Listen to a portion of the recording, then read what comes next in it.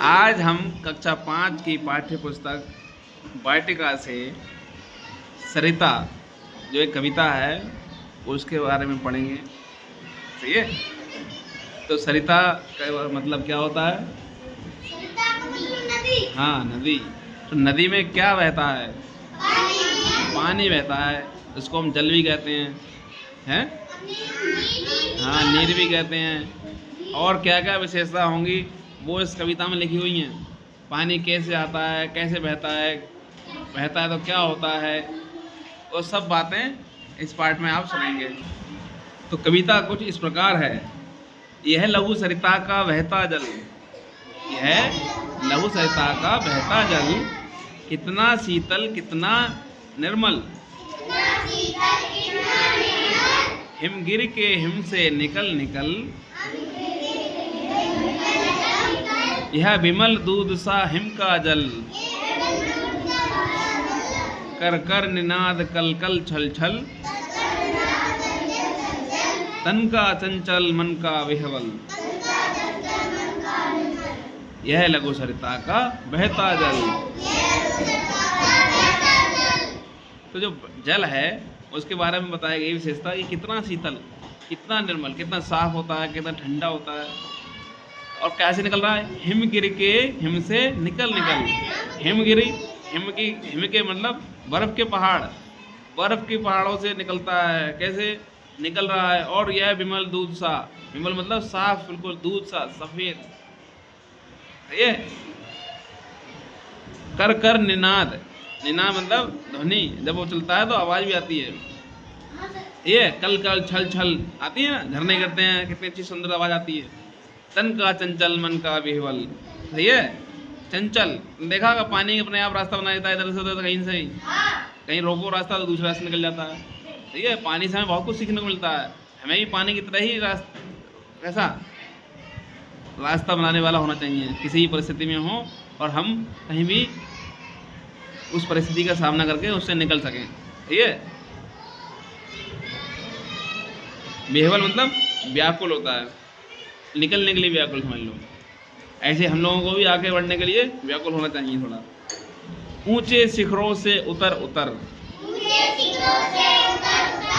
गिर गिर गिर की चट्टानों पर, कंकड़ कंकड़ पैदल चलकर, दिन भर रजनी भर जीवन भर, धोता वसुधा का अंतस्थल, यह लघु सरिता का बहता जल। कह रहा है कि ऊंचे शिखरों से, पहाड़ के ऊंचे होते नहीं होते, पहाड़ों के शिखर होते हैं, वहां पर उस शिखरों से उतर कर आ रहा है। ठीक है। गिर गिर यानी गिर गिर के आ रहा है। किस पे? गिर की चट्टानों पर। गिरी मतलब पहाड़ों की चट्टानों पर गिर गिर कर, गिर गिर गिर की चट्टानों पर, कंकड़, अब वहाँ रास्ते में कंकड़ पड़ते हैं। ठीक है। कंकड़ पत्थर सभी आते हैं, झाड़ी वड़ी सब जो भी होगा पहाड़ पे तो निकलेगा। तो कंकड़ कंकड़ पैदल चल कर, जैसे धीरे धीरे धीरे धीरे, आप समझ लो आप हिमालय से नदी की शुरुआत हुई है, और वहाँ से नदी निकलने के बाद बंगाल की खाड़ी तक पहुँच रही हैं। कितना लंबा रास्ता तय कर रही हैं। अगर हम गंगा जी की बात करें, गंगोत्री से निकल के कितना लंबा रास्ता तय करती हैं। ठीक है। ऐसी ही सभी नदियाँ हैं, कहीं ना कहीं से तो उद्गम होता है उनका, और वो निकलती हैं, रास्ता तय करती हैं। तो इसीलिए लिखा है कंकड़ कंकड़ पैदल चलकर। और देखो चलने का क्रम देखो, दिन भर चलता है पानी, रजनी भर रात भर चलता है पानी, जीवन भर, जब से देखो चल ही तो रहा है। बताओ, गंगा जी का पानी हमेशा बहता ही तो रहता है, कभी खत्म हुआ? कब से चल रहा है। हम लोग नहीं थे तब भी चल रहा था, हम लोग नहीं होंगे तब भी चलेगा, चलता ही रहेगा, चलता ही रहेगा। तो दिन भर रजनी भर जीवन भर, धोता वसुधा का अंतस्थल। वसुधा मतलब हमारी जो जमीन है उसका अंतस्थल। तुम्हें देखोगा, देखते हो कि सब जो भी कूड़ा कबाड़ा करकट सब वो सब पानी में भाग ले जाता है, धोता चला जाता है इस तरह से। अब लिखा है हिम के पत्थर वे पिघल पिघल, बन गए धरा का बार विमल, सुख पाता जिससे पथिक विकल, पी पी कर अंजलि भर मृदु जल। नित्य जल कर भी कितना शीतल, यह लघु सरिता का बहता जल। अब बड़े बड़े हिमखंड हैं, वो पिघल रहे हैं, उसके पिघलने से पानी निकल रहा है। कह रहे हैं बन पिघल पिघल कर बन गए धरा का बारी विमल। सही है, बारी मतलब जल, पानी बन गए। पत्थर थे जो बिल्कुल बर्फ के पहाड़ थे, वो पिघल कर पानी बन गए हैं। सही है, सुख पाता जैसे पथिक विकल। कोई रास्ते में जा रहा हो, बहुत गर्मी पड़ रही हो, धूप हो और प्यास लगती है, उसके बाद कोई पथिक जिसे बोलते हैं, पथ पे जाने वाला पथिक होता है ना, तो वो पानी पी करके, अंजलि भर पानी पीकर कितना कितना संतुष्ट एकदम फील करता है। ठीक है, देखा तुमने? सुख पाता है, बहुत सुख पाता जैसे पथिक विकल, पी पी कर अंजलि भर मृद जल। नित्य जल कर भी, अब देखो लगातार पानी बह रहा है, धूप भी होती है और उस धूप में भी पानी शीतल होता है। कैसा होता है? हाँ, यह लघु सरिता का बहता जल। अब कह रहे कितना कोमल कितना वत्सल, रे जननी का वह अंतस्थल,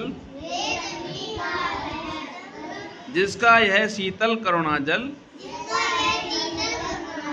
बहता रहता युग युग अविरल, गंगा यमुना सरयू निर्मल, यह लघु सरिता का बहता जल। कह रहे हैं कितना कोमल है और कितना वत्सल है। वत्सल है ना, बच्चे की तरह बिल्कुल। कैसा?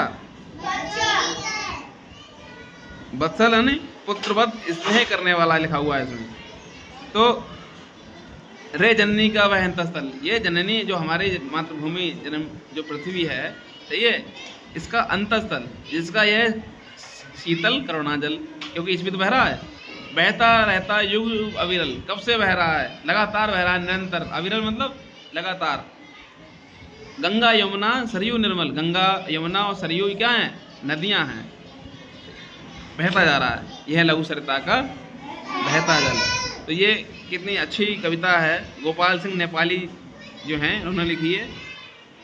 इस कविता को आप सब लोग याद करें। सही है, समझ में आ गया? कुछ सवाल पूछना? कोई दिक्कत नहीं, पूछ सकते हो, बाद में पूछ लेना। ठीक है।